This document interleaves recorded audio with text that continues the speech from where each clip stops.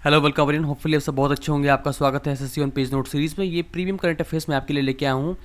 मेरा उद्देश्य ये है कि मुझे एक हट के एक ऐसा फीलिंग आई कि कुछ करंट अफेयर्स क्वेश्चंस ऐसे हैं जो 10 से 12 जुलाई तक के अभी तक पूरे जुलाई में आकर किए हैं और उनको एक अलग तरीके से जान लेना जरूरी है। मेरा अप्रोच हमेशा माइंड मैप को लेकर ही रहता है, तो माइंड मैप के थ्रू मैं आपके सामने लेके आया हूँ। तो चलते हैं पहले क्वेश्चन से। पहला क्वेश्चन के बारे में हमारा रहेगा संचार मित्रा। यहाँ पे लिखा हुआ दिख रहा है, संचार मित्रा क्या हो सकता है। तो भारत सरकार ने क्या किया है कि संचार मित्रा जो स्कीम है उसको एक्सपेंड कर दिया है। एक्सपेंड कैसे किया है, नेशन वाइड लेवल पर यानी राष्ट्रीय स्तर पर एक्सपेंड कर दिया है। Village to village, door to door या फिर जहाँ जहाँ जरूरत है उनको एक्सपेंड किया जाएगा उस सर्विसेज को। संचार मित्रा एक स्टूडेंट का एक वॉलंटियर एक ग्रुप है जो डिजिटल एम्बेसडर की तरह कार्य करेंगे और वो गांव-गांव, घर-घर जाके telecommunication frauds, digital payments और बहुत सारी चीज़ों को, साइबर सेफ्टी के बारे में, इन सब चीज़ों के बारे में अवेयरनेस कराएंगे। गवर्नमेंट के डिजिटल इनिशिएटिव्स को भी अवेयरनेस कराएंगे। टेलीकॉम फ्रॉड को प्रिवेंट करने के तरीके समझाएंगे। जैसे आप देख पा रहे हैं कि ऑनलाइन कॉल करके बहुत सारे फ्रॉड्स होते हैं। इस तरह से संचार मित्रा जो है स्टूडेंट वॉलंटियर ग्रुप है और ये डिजिटल अवेयरनेस बढ़ाने के लिए है। ठीक है, नेक्स्ट हमारा रहेगा कि इंडिया ने इंट्रोड्यूस किया है first customer focused incentive scheme. Incentive दी जाएगी कस्टमर्स को, किस चीज़ के लिए? इलेक्ट्रिक ट्रक्स, यानी कि बिजली से चलने वाले ट्रक को अगर वो खरीदते हैं तो सरकार उनको मुआवजा देगी, इंसेंटिव्स देगी। कितना देगी? 9.6 लाख पर व्हीकल, 9,60,000 रुपये प्रति व्हीकल। अप टू है, मतलब जितना ज़रूरत होगी, जैसे रिक्वायरमेंट होगी, जितना लोड का ट्रक होगा उसके according max to max 9.6 lakh per vehicle उनको इंसेंटिव मिलेगा। और ये इनिशिएटिव किसके तहत मिल रही है? वो हमको मिल रही है पीएम ई ड्राइव इनिशिएटिव के तहत। पीएम ई ड्राइव इनिशिएटिव के बारे में जरूर जान लो, बहुत ही इंपॉर्टेंट है। पीएम ई ड्राइव इनिशिएटिव का उद्देश्य होता है कि ईवीज के अडॉप्शन को बढ़ाना, यानी कि इलेक्ट्रिकल व्हीकल्स, चाहे वो 2 व्हीलर्स हो, 4 व्हीलर्स हो या फिर लोडिंग ट्रक्स हो, इन सब के लिए बढ़ावा देना है। चार्जिंग इंफ्रास्ट्रक्चर को बढ़ावा देना है। ओवरऑल इस तरह से करना है कि जितनी ईवीज का पूरा इकोसिस्टम है उसको मजबूत करना है, चाहे वो चार्जिंग को लेके हो, ट्रक्स को लेके हो या फिर बाइक्स को लेके हो। इससे डोमेस्टिक इलेक्ट्रॉनिक व्हीकल्स की मैन्युफैक्चरिंग इकोसिस्टम को बढ़ावा मिलेगा। और पीएम ई ड्राइव इनिशिएटिव हमारा लॉन्च किया था 29 सितंबर 2024 को। पीएम फॉर पीएम हो जाएगा, प्रधानमंत्री electric drive revolution in innovative vehicles enhancement, PM E drive. Next हमारा रहेगा स्टारलिंक इन इंडिया। इंडिया में स्टारलिंक की जो एंट्री होने वाली हो कैसे होगी। स्टारलिंक को 5 साल के लिए अथोराइजेशन के लिए लाइसेंस दिया है। ठीक है, अथोराइजेशन के लिए लाइसेंस दिया है ताकि स्टारलिंक भारत में ऑपरेट कर पाए। स्टारलिंक एक प्राइवेट कंपनी है जो इलॉन मस्क के द्वारा ओन की जाती है। स्टारलिंक के सैटेलाइट्स एलईओ में ऑपरेट करते हैं, यानी कि लो अर्थ ऑर्बिट्स में ऑपरेट करते हैं। ये अर्थ है तो यहाँ पे एकदम नज़दीक ही ऑपरेट करेंगे और इनकी संख्या इतनी ज़्यादा होती है कि किसी भी पॉइंट ऑफ टाइम में आपका एंटीना उस सैटेलाइट से किसी न किसी सैटेलाइट से कनेक्ट पर रहेगा और आपको रेगुलर इंटरनेट मिलता रहेगा। फॉर एग्जांपल, इसका एंटीना का शेप कुछ इस प्रकार से होता है, बहुत छोटा सा होता है। जैसे कि घरों के ऊपर जो डिस्क एंटीने लगे रहते हैं, डीटीएच के एंटीने लगे रहते हैं, वैसे ही होते हैं, लेकिन ये बहुत ही छोटे और होते हैं और बहुत ही मूवेबल होते हैं। आप इन्हें पैक करके बैग में कहीं भी ले जा सकते हैं, खेतों में भी इंस्टॉल कर सकते हैं, पहाड़ों में इंस्टॉल कर सकते हैं और तुरंत आपको इंटरनेट मिलेगा। किसी न किसी पॉइंट ऑफ टाइम में किसी न किसी सैटेलाइट से कनेक्ट रहेगा। ठीक है, तो ये दूर दराज के क्षेत्रों के लिए बनाए गए हैं, ना कि रेगुलर के लिए। इसका ऑपरेशन कॉस्ट भी बहुत हाई है और उन जगहों के लिए जहाँ मोबाइल टावर्स नहीं पहुँच पाते हैं या फिर फाइबर केबल्स नहीं पहुँच पाती हैं, तो वहाँ पे एक अच्छे हेल्पफुल की तरह साबित होंगे यहाँ पे। ठीक है, तो ये स्पेस एक भारत सरकार की एक बॉडी है और जो ये ऑथराइजेशन देती है इन सब चीज़ों के लिए। इसका फुल फॉर्म बताऊंगा मैं अभी आपको। ये एक ऑटोनॉमस संस्था है। इसका उद्देश्य होता है कि ये लाइसेंसिंग ग्रांट करना होता है प्राइवेट एंटिटीज़ को इंडिया में ऑपरेट करने के लिए, खासकर जो स्पेस से जुड़ी हुई होती हैं। इन स्पेस का पर्पज़ ये होता है कि भारत में इन्हांस करना है प्राइवेट सेक्टर के पार्टिसिपेशन को। अगर आपको लगता है कि इसरो ही हर एक चीज़ देखे भारत में, तो कहीं ना कहीं आप मिस्टेकन है इस पॉइंट को लेके। इसरो का भी अपना रोल है। इसरो का रोल ज़्यादातर रोल होना चाहिए, वो होना चाहिए R&D पे, यानी कि रिसर्च एंड डेवलपमेंट में। जबकि प्राइवेट प्लेयर्स अब बेसिक काम ऑपरेट कर सकते हैं। फॉर एग्जांपल लॉन्च पैड बनाना या फिर छोटे मोटे रॉकेट्स लॉन्च करना, ये काम इसरो का नहीं है। इसरो क्रिटिकल टेक्नोलॉजी पे काम करें, इंटरप्लेनेटरी स्पेस ट्रेवल पर काम करें, बहुत सारी डीप में चीज़ें इस पर काम करें। ये बेसिक चीज़ें हैं, इसको आप प्राइवेट सेक्टर के माध्यम से भी कार्य करा सकते हैं। और जिस देश का प्राइवेट सेक्टर स्पेस में आगे होता है वो देश ओवरऑल स्पेस में बहुत ज़्यादा आगे होता है। फॉर एग्जांपल, इलॉन मस्क एक प्राइवेट सेक्टर के स्पेस ऑपरेटर हैं और ये नासा से भी आगे निकल चुके हैं। नासा इनको कॉन्ट्रैक्ट देता है और रॉकेट वगैरह जो बेसिक काम है ये करा देते हैं और जो most important research and development होता है वो नासा खुद हैंडल करता है। तो इससे एक स्ट्रेंथ मिलता है उस देश की स्पेस इंडस्ट्री को। इससे क्या होगा, इंडिया की स्पेस इंडस्ट्री, स्पेस इकोनॉमी को बूस्ट मिलेगा। और जो इन स्पेस हमारा जो लॉन्च किया गया है वो हमारा लॉन्च किया गया था 2020 में डिपार्टमेंट ऑफ साइंस के अंडर में। ठीक है, डिपार्टमेंट ऑफ स्पेस के अंडर में। ठीक है, फुल फॉर्म क्या है? Indian national space promotion and authorisation centre. Authorisation तो हमने देख ही लिया, इस स्टारलिंक को उसने अथोराइज किया है। इसका उद्देश्य क्या होता है, प्राइवेट सेक्टर को ज़्यादा से ज़्यादा पार्टिसिपेट कराना होता है, तो प्रमोशन का भी कार्य करती है। इसका मुख्यालय कहाँ पे है, अहमदाबाद में है। ये सारे क्वेश्चन अच्छे खासे एमसीक्यू बनते हैं, ठीक है, इसको याद रखेंगे। अहमदाबाद गुजरात में इसका एमसीक्यू है। और ये लाइसेंसेस ग्राउंड करता है प्राइवेट कंपनीज़ को, उनको बढ़ावा देता है ताकि वो सैटेलाइट लॉन्चेस के लिए, रिमोट सेंसिंग के लिए, ग्राउंड स्टेशन के लिए अच्छे से अपना कार्य कर पाएँ। हर चीज़ के लिए ईश्वर तक नहीं दौड़ना पड़ेगा उनको। सपोर्ट करता है स्टार्टअप को, फंडिंग करता है जो उनको लगता है कि बहुत अच्छे स्टार्टअप हो सकते हैं। मेंटोरशिप करता है कि कैसे हेल्प करेंगे, कहाँ कहाँ फंस रहे हैं, कहीं कहीं जहाँ गाइडेंस की जरूरत होगी। पॉलिसी गाइडेंस भी देता है सरकार को, ठीक है। इसरो की मोनोपोली को ब्रेक करता है, यानी कि इसरो ही सारा कार्य नहीं करेगा बल्कि मल्टीपल प्लेयर होंगे जो अच्छे से अच्छे सोल्यूशन लाएंगे। प्राइवेट सेक्टर का पार्टिसिपेशन का सबसे अच्छा तरीका ये होता है कि कम कॉस्ट में, मिनिमम कॉस्ट में बेटर टू बेटर सोल्यूशन मिलते हैं। कॉम्पिटिटिव एक एडवांटेज होता है। एक किस प्राइवेट कंपनी ने कुछ 10,000 का रॉकेट बना लिया तो दूसरे 6,000 बनाने की कोशिश करेगा। जैसे कि मोबाइल फ़ोन आप देख पा रहे हैं कितने ज़्यादा ब्रांड है, कितने ज़्यादा कंपटीशन है। कंपटीशन से ही ज़्यादा फीचर मिलते हैं, कम दाम में बेहतर सर्विसेज मिलती हैं। उसी प्रकार से इसका कार्य किया गया है जो इसरो की मोनोपोली को ब्रेक करने के लिए है।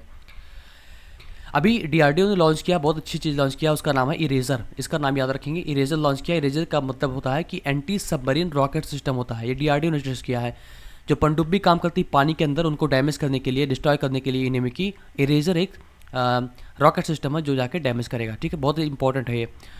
नीति आयोग ने कुछ रिपोर्ट जारी की, उसको देख लेते हैं। नीति आयोग ने रिपोर्ट जारी की है, वो है नॉर्थ ईस्ट रीजन NER के लिए डिस्ट्रिक्ट लेवल पे SDG इंडेक्स यानी कि sustainable development goal index launch किया है।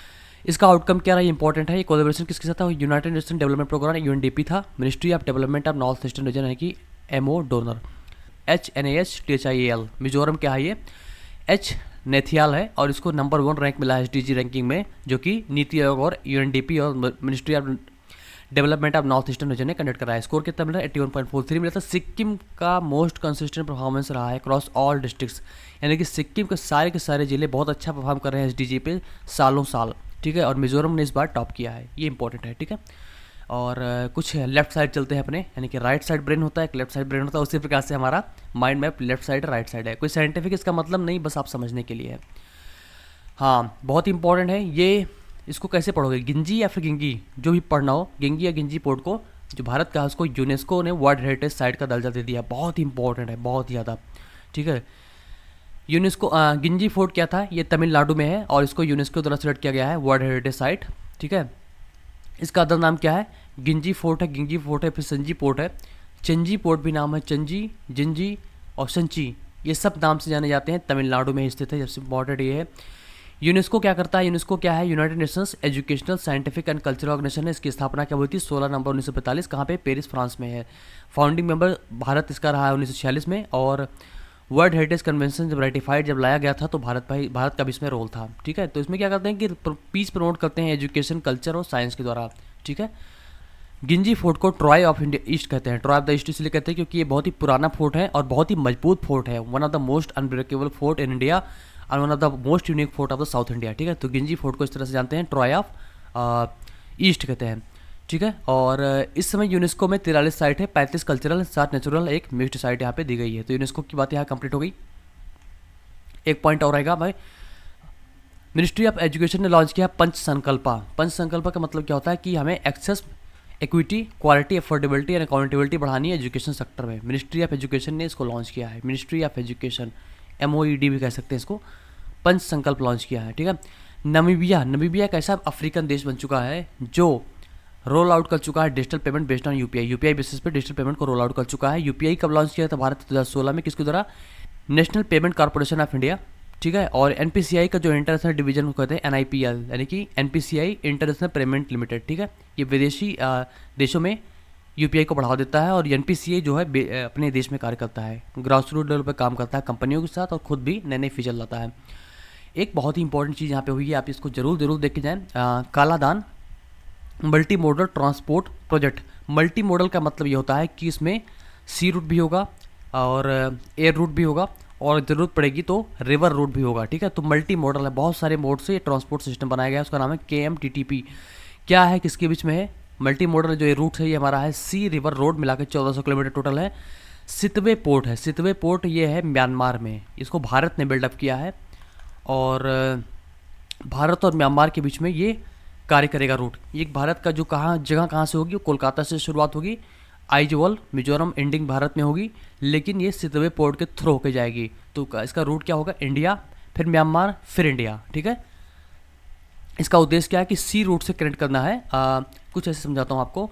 ये भारत कोलकाता मैप अगर समझ के रखो इसको, और यहाँ बीच में बांग्लादेश आ जाता है, और इसके बाहर से सी रूट से होते हुए म्यांमार के रास्ते होते हुए इसको आइजोल से कनेक्ट किया जाएगा। कुछ इसी प्रकार से इसकी लोकेशन रहेगी। फिर लोकेशन आप यहाँ से भी देख सकते हो, कोलकाता से सीधे म्यांमार जाएगा, म्यांमार से फिर पलेटवा, फिर म्यांमार जगह है एक वहाँ पे, फिर जोरीपुर, फिर मिजोरम, फिर आइजवाल। ये ना जानो तो सिर्फ इतना जानो कि कोलकाता से आइजवाल कनेक्ट करता है। ठीक है, नॉर्थ ईस्ट कनेक्ट करता है। इसका उद्देश्य क्या है कि जो लैंड लॉक्ड हमारे स्टेट्स हैं, लैंड लॉक्ड स्टेट्स हैं, उनको ग्लोबल स्टेज में लाना है। ठीक है, लैंड लॉक्ड स्टेट है, उनको ग्लोबल स्टेज पे लाना है। लैंड लॉक्ड स्टेट्स होते हैं जो जिनकी समुद्र से कोई कनेक्ट नहीं होती। फॉर एग्जांपल उत्तर प्रदेश एक लैंड लॉक्ड स्टेट है, हरियाणा एक लैंड लॉक्ड स्टेट है। ठीक है, तो मिजोरम, मणिपुर, त्रिपुरा को ग्लोबल शिपिंग रूट से जोड़ना है। पार्ट ऑफ इंडिया की एक्ट ईस्ट पॉलिसी, इसका उद्देश्य होता है कि चाइनीज़ को इन्फ्लुएंस को काउंटर करना होता है म्यांमार में, और म्यांमार में भारत ने ऑलरेडी सितवे पोर्ट बिल्डअप कर दिया है, ये रास्ता ही बना दिया। इससे म्यांमार में भारत का एक प्रेजेंस अच्छा बन रहा है यहाँ पे। इससे दोनों देशों को इकोनॉमिक लाभ भी मिलेगा और उस पर अच्छा कोऑपरेशन भी मिलेगा। एक बहुत ही इंपॉर्टेंट चीज़ यहाँ से निकल के आई है कि जा माता एक्सरसाइज। जा माता एक्सरसाइज क्या हो सकती है, क्या बता सकते हो क्या है ये? जा माता एक्सरसाइज क्या है? एक बायलेटरल एक्सरसाइज है इंडिया और किसके बीच में, जापान के बीच में। इंडिया में कौन करेगा, नेवी नहीं करेगी, इंडियन कोस्ट गार्ड करेंगे, आईसीजी करेगी, और जापानी कोस्ट गार्ड जेसीजी करेंगे। कहाँ पे होगा, चेन्नई कोस्ट पे होगा।